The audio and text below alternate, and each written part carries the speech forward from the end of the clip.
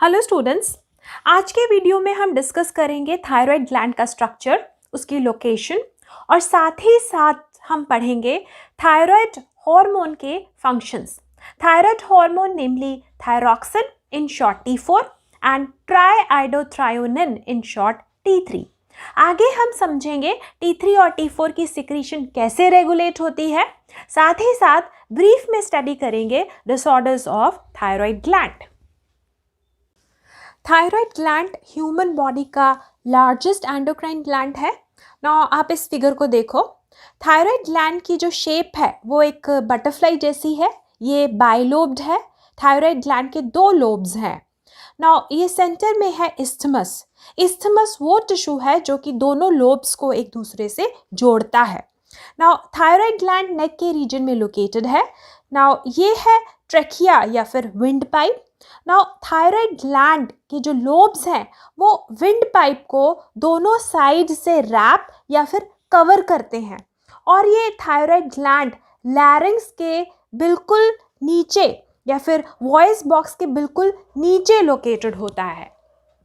अब आप इस फिगर को देखो, ये फिगर थायराइड ग्लैंड का माइक्रोस्कोपिक स्ट्रक्चर दिखा रहा है ना। थायराइड ग्लैंड स्फेरिकल या फिर गोल फॉलिकल्स के बने हुए होते हैं।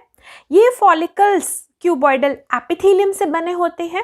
तो ये आपको यहाँ पर दिखाई दे रहे हैं क्यूबॉइडल सेल्स ना। ये क्यूबॉइडल सेल्स एक चिपचिपा स्टिकी लिक्विड सिक्रीट करते हैं और ये जो लिक्विड है वो सेंट्रल कैविटी या फिर ल्यूमन में भरा रहता है ना। T3 एंड T4 फॉलिकल्स से प्रोड्यूस होते हैं ना। स्फेरिकल फॉलिकल्स के बीचों बीच प्रेजेंट होते हैं सेल्स जिन्हें बोलते हैं पैराफॉलिकुलर सी सेल्स ना। ये पैराफॉलिकुलर सी सेल्स एक और हार्मोन प्रोड्यूस करते हैं जिसको बोलते हैं कैल्सीटोनिन ना। थायराइड ग्लैंड में बहुत अच्छी ब्लड सप्लाई होती है, तो ये आप यहाँ पर देख सकते हैं blood capillaries. Thyroid gland 3 hormones produce करता है, T3, T4 एंड कैल्सीटोनिन ना। फॉलिकुलर सेल्स सिक्रीट करते हैं टेट्राआइडोथ्रायोनिन जिसको थायरॉक्सिन भी कहते हैं। थायरॉक्सिन में 4 आयोडीन होते हैं, इसलिए इसको T4 भी कहते हैं। दूसरा हार्मोन जो फॉलिकल्स प्रोड्यूस करते हैं दैट इज ट्राईआइडोथ्रायोनिन। इसमें 3 आयोडीन होते हैं, इसलिए इसको T3 भी कहते हैं। T4 और T3 को कलेक्टिवली थायराइड हार्मोन कहा जाता है ना। T4 इनएक्टिव हार्मोन है जबकि T3 एक्टिव हार्मोन है ना। थायराइड हार्मोन 80% T4 की फॉर्म में सिक्रीट होता है जबकि बाकी 20% T3 की फॉर्म में सिक्रीट होता है। हमारी बॉडी इनएक्टिव T4 को एक्टिव T3 में कन्वर्ट कर लेती है। लिवर और किडनी T4 को T3 में कन्वर्ट कर देते हैं ना। T3 एंड T4 का मेन फंक्शन बॉडी के बेसल मेटाबॉलिक रेट को रेगुलेट करना है ना। ये थायराइड हार्मोन बॉडी की ग्रोथ और डेवलपमेंट के लिए बहुत ही ज़रूरी है ना। पैराफॉलिकुलर सेल्स कैल्सीटोनिन सिक्रीट करते हैं ना। कैल्सीटोनिन हार्मोन ब्लड के कैल्शियम लेवल्स को रेगुलेट करता है। अब समझते हैं T3 और T4 हार्मोन की सिक्रीशन कैसे रेगुलेट होती है ना। TSH थायराइड स्टिमुलेटिंग हार्मोन जो कि एंटीरियर पिट्यूटरी से सिक्रीट होता है, T3 एंड T4 की सिक्रीशन को रेगुलेट करता है ना। TSH की सिक्रीशन को TRH that is thyrotropin releasing hormone regulate करता है जो कि हाइपोथैलेमस से सिक्रीट होता है ना। स्टिमुलाई जैसे कि exercise, stress, mall nutrition, low levels of glucose in the blood, cold, ये सारे फैक्टर्स हाइपोथैलेमस को स्टिमुलेट करते हैं। हाइपोथैलेमस रिलीज करता है TRH। TRH further anterior pituitary को स्टिमुलेट करता है जिससे एंटीरियर पिट्यूटरी रिलीज करती है TSH। TSH further thyroid gland को स्टिमुलेट करता है जिससे कि ब्लड में T4 और T3 रिलीज होता है ना। इससे T3 एंड T4 के ब्लड लेवल्स बढ़ जाते हैं ना। T3 एंड T4 बॉडी में यूज होता है। इसके अलावा ये हार्मोन मेटाबोलाइज भी होते हैं और जिसकी वजह से फिर दोबारा से जो T3 और T4 के ब्लड लेवल्स हैं वो कम हो जाते हैं। अब बहुत इम्पॉर्टेंट समझने वाली बात है कि जब भी T3 और T4 के ब्लड लेवल्स नॉर्मल से ज़्यादा बढ़ते हैं तभी ये बढ़े हुए ब्लड लेवल्स एंटीरियर पिट्यूटरी और हाइपोथैलेमस को नेगेटिव फीडबैक सिग्नल्स भेजते हैं, जिससे कि TRH और TSH का सिक्रीशन कम होता है, जिससे T3 और T4 का सिक्रीशन भी कम हो जाता है और ये बढ़े हुए T3 एंड T4 के ब्लड लेवल्स नॉर्मल हो जाते हैं। इसी तरह जब T3 और T4 के ब्लड लेवल्स नॉर्मल से कम हो जाते हैं तो ये हाइपोथैलेमस को पॉजिटिव फीडबैक सिग्नल्स भेजते हैं, जिससे TRH की सिक्रीशन बढ़ती है, फर्दर TSH की सिक्रीशन बढ़ती है, जो कि T3 एंड T4 की सिक्रीशन को बढ़ा देते हैं, जिससे कि ये reduced blood levels of T3 and T4 बढ़कर फिर से नॉर्मल हो जाते हैं। तो इस तरीके से थायराइड ग्लैंड T3 और T4 की सिक्रीशन को रेगुलेट करता है। अब पढ़ते हैं physiological functions of T3 and T4। ना पहला इंपॉर्टेंट फंक्शन है कैलोरी जेनेसिस, मतलब प्रोडक्शन ऑफ हीट। ना T3 एंड T4 बॉडी का basal metabolic rate BMR regulate करते हैं। तो सबसे पहले समझते हैं बेसल मेटाबॉलिक रेट क्या होता है। ना बॉडी जब रेस्ट पर होती है तो उस वक्त बॉडी के वाइटल फंक्शंस जैसे कि pumping of heart, breathing, filtration of blood etcetera को मेंटेन करने के लिए जो एनर्जी चाहिए उसे बेसल मेटाबॉलिक रेट कहते हैं। ना फूड में जो कैलोरीज होती हैं वो जब बर्न होती हैं तब एनर्जी यानी ऊर्जा और हीट जनरेट होती है। ना T3 एंड T4 बॉडी में हीट जनरेट करते हैं, इसलिए इन्हें कैलोरीजेनिक कहते हैं। जब बेसल मेटाबॉलिक रेट बढ़ता है तो ऑक्सीजन की कंजम्पशन बढ़ती है और ज़्यादा हीट प्रोड्यूस होती है। So T3 and T4 increase basal metabolic rate, increase oxygen consumption and also increase production of heat. अगर T3 और T4 का सिक्रीशन रिक्वायरमेंट से बहुत ज़्यादा बढ़ जाए तो BMR भी बहुत ज़्यादा बढ़ जाएगा, ज़्यादा कैलोरीज बर्न होंगी और उस वजह से हाइपरथायरॉयडिज्म में वेट लॉस होता है। इसके विपरीत हाइपोथायरॉयडिज्म में T3 और T4 का सिक्रीशन रिक्वायरमेंट से कम हो जाता है, जिसकी वजह से BMR भी कम हो जाता है, कम कैलोरीज बर्न होती हैं और उस वजह से हाइपोथायरॉयडिज्म में बॉडी वेट जो है वो बढ़ता है। दूसरा important function T3 and T4 का है ग्रोथ एंड डेवलपमेंट में। ना T3 and T4 basal metabolic rate regulate करते हैं, इसलिए ये बॉडी की नॉर्मल ग्रोथ एंड डेवलपमेंट के लिए बहुत ही ज़रूरी है, specially development of nervous system. T3 और T4 की अगर डेफिशिएंसी या फिर कमी हो जाए, अगर ये कमी इन्फेंट्स में या फिर चिल्ड्रन में है तो उससे मेंटल रिटार्डेशन हो जाता है। दूसरी ओर अगर एडल्ट्स में थायराइड हार्मोन की कमी हो तो उससे इंटेलिजेंस लेवल कम हो जाता है। Now next, thyroid hormone T3 और T4 carbohydrate, proteins and fats का मेटाबॉलिज्म रेगुलेट करते हैं। ना ये कार्बोहाइड्रेट मेटाबॉलिज्म को स्टिमुलेट करते हैं, जिससे कि ग्लाइकोजन और प्रोटीन ब्रेक होते हैं। ग्लाइकोजन और प्रोटीन्स जो हैं वो ग्लूकोज में कन्वर्ट हो जाते हैं, ब्लड का ग्लूकोज लेवल बढ़ जाता है और बॉडी सेल्स ग्लूकोज का ज़्यादा इस्तेमाल करती है, जिससे कि ग्लूकोज का यूटिलाइजेशन बढ़ जाता है। अगर हम प्रोटीन मेटाबॉलिज्म की बात करें तो कुछ प्रोटीन्स का सिंथेसिस होता है, पर ज़्यादा अमाउंट में प्रोटीन्स जो हैं वो टूटते हैं। प्रोटीन्स टूटते हैं तो अमाइनो एसिड्स बनते हैं। ये अमाइनो एसिड्स ग्लूकोज में कन्वर्ट होते हैं और बॉडी इन ग्लूकोज को एनर्जी जनरेट करने में यूज़ करती है। इसके अलावा T3 एंड T4 लाइपोलाइसिस और लाइपोजेनेसिस दोनों प्रोसेस को स्टिमुलेट करते हैं। ना एक और लाइपोलाइसिस होता है, लिपिड्स या फैट जो है वो टूटते हैं, जिससे कि फैटी एसिड्स बनते हैं। ये फैटी एसिड्स एनर्जी जनरेट करने में यूज होते हैं। दूसरी तरफ लाइपोजेनेसिस होता है, फैट्स का सिंथेसिस होता है, कोलेस्ट्रॉल सिंथेसाइज होते हैं और इस कोलेस्ट्रॉल का मेजर पोर्शन बाइल एसिड्स की सिंथेसिस में यूज होता है।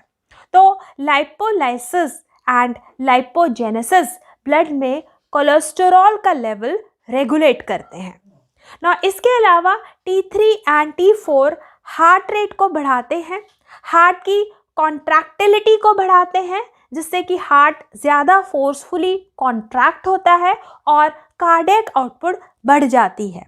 इसीलिए हाइपरथायरॉयडिज्म में टैकीकार्डिया, दूसरी ओर हाइपोथायरॉयडिज्म में ब्रेडिकार्डिया हो सकता है।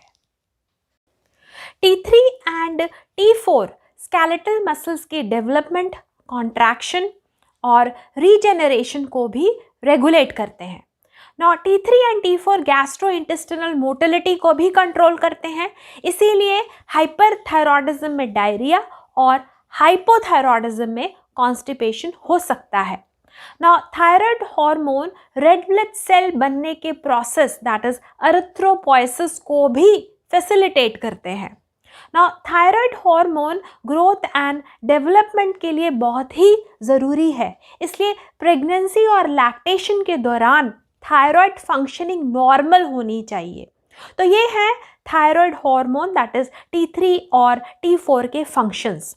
नाउ एक फिक्स्ड बैलेंस अमाउंट में T3 और T4 हार्मोन का ब्लड में सिक्रीशन होता रहता है, पर अगर बॉडी की एनर्जी डिमांड बढ़ जाए, जैसे कि फॉर एग्जांपल ड्यूरिंग प्रेगनेंसी या फिर ड्यूरिंग विंटर सीजन ठंड में, तो उस वक्त T3 और T4 का सिक्रीशन ब्लड में ऑटोमेटिकली बढ़ जाता है। T3 और T4 की इम्पॉर्टेंस पढ़ने के बाद अब समझते हैं कि अगर बॉडी में T3 और T4 की सिक्रीशन बढ़ जाए या फिर कम हो जाए तो क्या प्रॉब्लम्स हो सकती हैं। यहाँ पढ़ते हैं दो डिसऑर्डर्स के बारे में, हाइपरथायरॉयडिज्म और हाइपोथायरॉयडिज्म। हाइपर मतलब ज़्यादा, अगर T3 और T4 का सिक्रीशन नॉर्मल अमाउंट से बहुत ज़्यादा बढ़ जाए तो उस कंडीशन को हाइपरथायरॉयडिज्म कहते हैं। हाइपो मतलब कम, हाइपोथायरॉयडिज्म में T3 और T4 की डेफिशिएंसी या फिर कमी हो जाती है।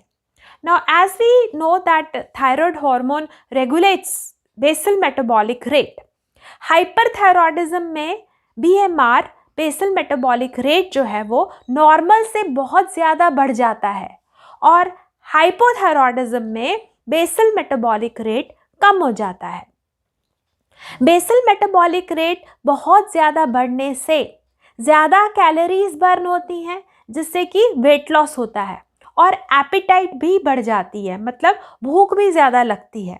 इसके विपरीत बेसल मेटाबॉलिक रेट कम होने से कैलोरीज कम बर्न होती हैं, जिसकी वजह से वेट बढ़ता है और भूख भी कम लगती है, एनोरेक्सिया हो जाता है।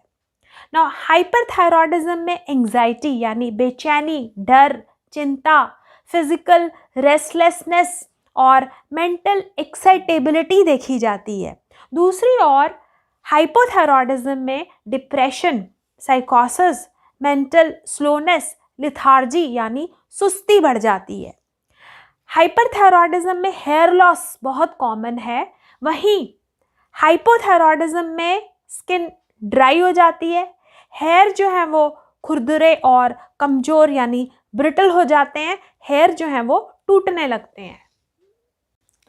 थायराइड हार्मोन हार्ट रेट को रेगुलेट करते हैं, इसीलिए हाइपरथायरॉयडिज्म में टैकीकार्डिया यानी हार्ट रेट बढ़ जाता है, नॉर्मल से ज़्यादा हो जाता है, और हाइपोथायरॉयडिज्म में ब्रेडिकार्डिया हो सकता है।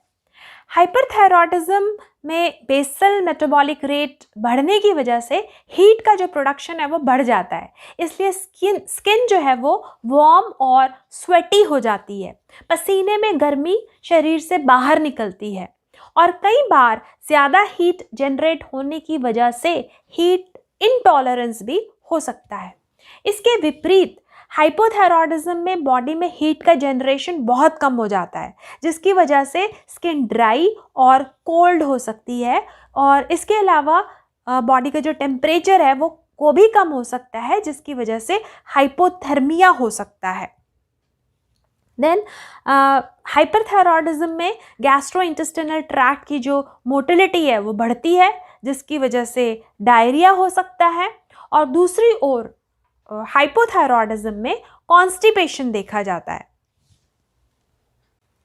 अब समझते हैं हाइपरथायरॉयडिज्म के कॉजेज या फिर कारण क्या है। पहला कारण हो सकता है Graves disease. Now Graves disease एक ऑटो इम्यून डिसीज है, और इस डिसीज में ब्लड में थायराइड स्टिमुलेटिंग इम्यूनोग्लोबुलिन्स या फिर थायराइड स्टिमुलेटिंग एंटीबॉडीज पाई जाती हैं। ना ये एंटीबॉडीज कंटिन्यूअसली थायराइड ग्लैंड को स्टिमुलेट करती हैं, जिससे large quantities of T4 and T3 secrete होता है। और इसके अलावा लगातार स्टिमुलेशन होने की वजह से थायराइड ग्लैंड का जो साइज है वो भी बहुत ज़्यादा बढ़ जाता है। हाइपरथायरॉयडिज्म का दूसरा कारण हो सकता है टॉक्सिक नोड्यूलर गॉइटर। ना गॉइटर वो कंडीशन है जहाँ पर थायराइड ग्लैंड का साइज जो है वो बढ़ जाता है ना, साथ ही साथ यहाँ पर कुछ थायराइड सेल्स का साइज बड़ा हो जाता है, और ये थायराइड सेल्स जो हैं एक गांठ या फिर एक नोड्यूल का आकार ले लेते हैं। नोड्यूल यानी एक लंप, और ये नोड्यूल बहुत ज़्यादा अमाउंट में T3 और T4 का सिक्रीशन करती है। सो हाइपरथायरॉयडिज्म के दो मेन कॉजेज हैं, Graves disease and toxic nodular goitre. अब पढ़ते हैं causes of hypothyroidism. Now hypothyroidism के मेन कॉजेज हैं Hashimoto's thyroiditis and deficiency of iodine in the diet. Now iodine thyroid hormone की सिंथेसिस के लिए बहुत ज़्यादा ज़रूरी है, इसलिए अगर आयोडीन की डेफिशिएंसी होगी तो T3 और T4 का सिक्रीशन नहीं हो पाएगा, जिसकी वजह से हाइपोथायरॉयडिज्म हो जाएगा। नाउ हाशिमोटो थायरोइडाइटिस एक ऑटो इम्यून डिसीज़ है। यहाँ पर बॉडी के इम्यून सेल्स बी सेल्स और टी सेल्स एक्टिवेट होकर थायराइड ग्लैंड को ही डिस्ट्रॉय कर देते हैं। नाउ थायराइड ग्लैंड की डिस्ट्रक्शन की वजह से T3 और T4 का सिक्रीशन नहीं हो पाता, और इस वजह से हाइपोथायरॉयडिज्म हो जाता है। अब ब्रीफ में समझते हैं कुछ important disorders of hypothyroidism. Now नवजात शिशु या फिर बच्चों में अगर थायराइड हार्मोन की डेफिशिएंसी हो तो उस डिसऑर्डर को क्रेटिनिज्म कहते हैं। क्रेटिनिज्म की वजह से फिजिकल ग्रोथ और मेंटल डेवलपमेंट कम हो जाती है। अगर एडल्ट्स में हाइपोथायरॉयडिज्म हो तो उस डिसऑर्डर को मिक्सोएडिमा कहते हैं।